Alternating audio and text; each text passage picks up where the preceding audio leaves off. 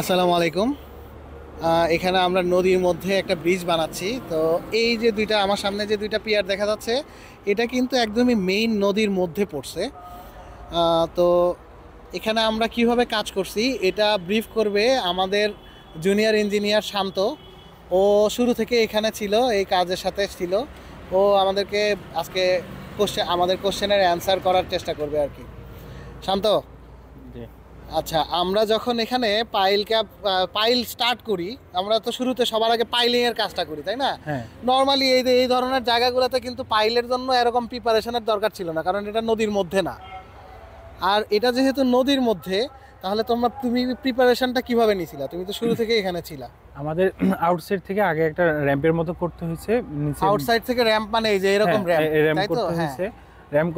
Ramp করার পর আমরা ড্রাম ট্রাক দিয়ে বালি আনছি, বালি এনে খালের কিছুটা অংশ আমরা ভরাট করি দুই সাইডে পানি যাওয়ার জন্য। কতটুকু অংশ ভরাট করছো এই পাইল ক্যাপের ওই পাইল ওই ক্যাপের পাশে? ওই 18-19-এর 17 এই সেট এটা থেকে 18 নাম্বার পিয়ার, ওইটা ওইটা 19 নাম্বার 19 আর পিয়ার। পরেরটা 20 হ্যাঁ। নম্বর পেয়ার থেকে আমরা 17 নম্বর পেয়ারের কিছুটা অংশ ভরাট মাঝখানে করি। গ্যাপ রাখো নাই? হ্যাঁ, মাঝখানে গ্যাপ রাখছি আমরা পাইপ দিয়ে দুই সাইডে পানি চলাচলের জন্য।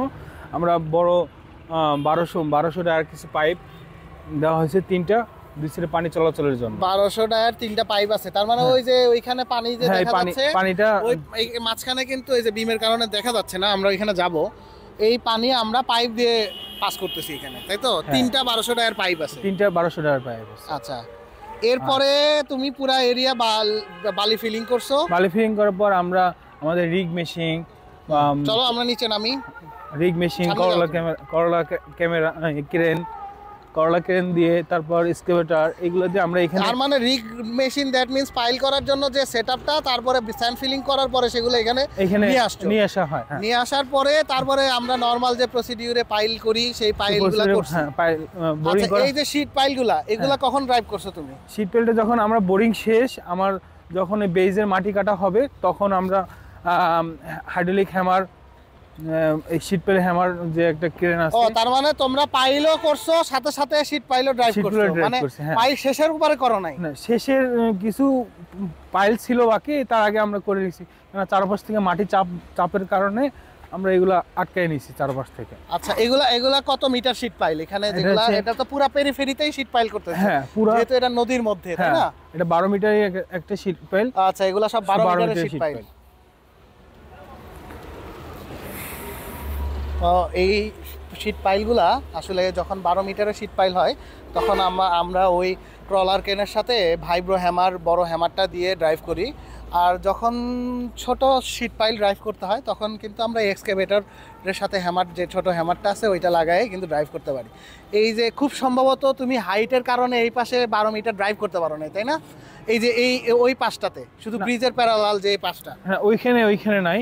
ওই আমার ওইখানে 6 মিটারের কিছু শীট পেল আছে, তার ওই সাইডে আমার 12 মিটারের কিছু শীট পেল আছে। আচ্ছা, তার মানে 6 মিটারের শীট পাইল শুধু ওই ব্রিজের কারণে ওইখানে যে সম্ভবত ওই ক্যাপের ওইখানে জটা বাইজে যাইতো না উপরে, আমি শুনছি এই কথাটা। এই জন্য 6 মিটার শীট পাইল। যদিও এই শীট পাইল এইখানে যখন এই দুইটা পিয়ারে পাইল করার সময় আমি এই ব্রিজে ছিলাম না, আমি আসছি ঠিক আমি আসার পরে এটার পাইল ক্যাপ করছিলাম আর কি। তো এটা যখন এই 6 মিটার শীট পাইল কিন্তু উপরে ইয়ার জন্য ড্রাইভ করতে পারে নাই, 12 মিটার শীট পাইল উপরের ইয়াটার জন্য ড্রাইভ করতে পারে নাই। এই জন্য ওই শুধুমাত্র ওই কিছু কয়েকটা শীট পাইল, হয়তো 20-25টা শীট পাইল আছে যেগুলো 6 মিটারের, বাকি সব অ্যালং দা পেরিফেরি পুরাটাই কিন্তু 12 মিটারের। 12 মিটার শীট পেল দিয়ে করা। এই 12 মিটার শীট পাইল ড্রাইভ করার মূল কারণ হচ্ছে যে এটা একদমই নদীর বেডের মধ্যে ছিল। তো এটা কিন্তু আমরা কিন্তু নদীর মাঝখানে দাঁড়ায় আছি। এটা ড্রাই সিজন। এটা গত বর্ষার আগের যে ড্রাই সিজন ছিল তখন এই পাইল ক্যাপগুলো করা হয়েছিল। আমরা যখন এই পিয়ারের 3টা কলাম আর এই পিয়ারের 3টার মধ্যে একটা কলাম ঢালাই দিছিলাম, এরপরেই কিন্তু নদীর মধ্যে পানি চলে আসছিল। তারপরে এই দুইটা ঢালাই করার জন্য আমাদের অনেক পরিশ্রম করতে হয়েছে, যেটা হচ্ছে যে ওই পাশ থেকে বালি ফিলিং করে পুরা জায়গাতে একটা ব্যারিয়ার ক্রিয়েট করতে হয়েছে। এরপরে আমরা এই পাশের ডিওয়াটারিং করে এই দুইটা কলামের ফার্স্ট লিফট করছিলাম, কারণ রিভারটা নদীর পানিতে এক্সপোজ করে রাখা যাইতো না, এই জন্য এই কাজটা করা হয়েছিল। আর এই যে নদী আমরা বন্ধ করছি, এটা কিন্তু বন্ধ করা হয়েছে বলতে এই যে এরকম 3টা 1200 টায়ার 3টা পাইপ আছে এখানে, এমএস পাইপ এগুলা। যদিও নদীর এই এখন পুরা ড্রাই সিজন, দেখে মনে হচ্ছে যে এখানে কোনো ধরনের পানি ফ্লো হচ্ছে না, কিন্তু আলটিমেটলি এখানে কিন্তু অনেক পানি ফ্লো হয়, যেটা আসলে আপাত দৃষ্টিতে বোঝা মুশকিল।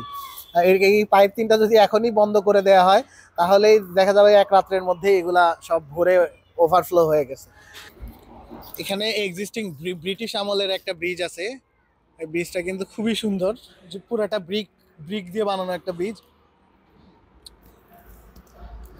এই যে মাঝখানের স্প্যানটা বড় ছিল, এই মাঝখানের স্প্যানটাই ভেঙে ফেলছে সম্ভবত, যখন এটা মনে হয়েছে যেটা যা চলাচলের উপযুক্ত না, তখন ভেঙে ফেলা হয়েছে। এটা অনেক আগের ব্রিজ, আমি এক্স্যাক্টলি বলতে পারবো না এটা কত আগের, তবে এটা যে ব্রিটিশ আমলের, এটা স্ট্রাকচার দেখেই কিন্তু খুব সহজেই বোঝা যাচ্ছে।